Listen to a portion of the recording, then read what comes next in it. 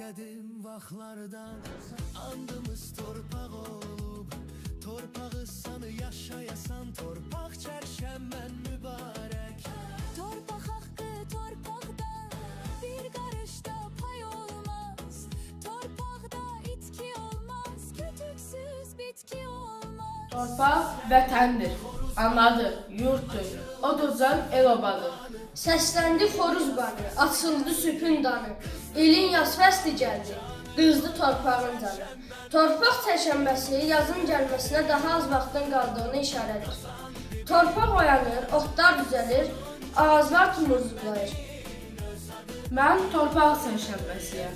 Torpaq bizdə, bağ bizdə, dərə bizdə, dağ bizdə.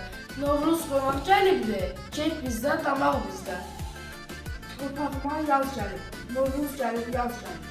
Düzülüb dəstə-dəstə, öyrək gəlib, qaz gəlib. Torpaq çərşənbəsi xalq arasında ilahı çərşənbə kimi də tanınır. Mən Novruzam, baharam, məhəbbətəm vüqaram, bərəkətəm varam mən, xəzinəyəm varam mən. Qalmaz torpaq bizə borcul qalmaz.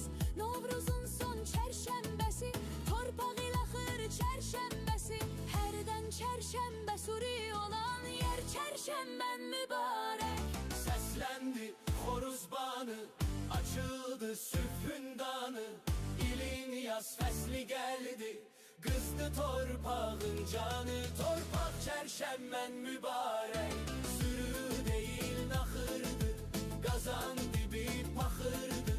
Sonuncu çərşənbənin öz adı ilaxırdı, yer çərşənbən mübarək.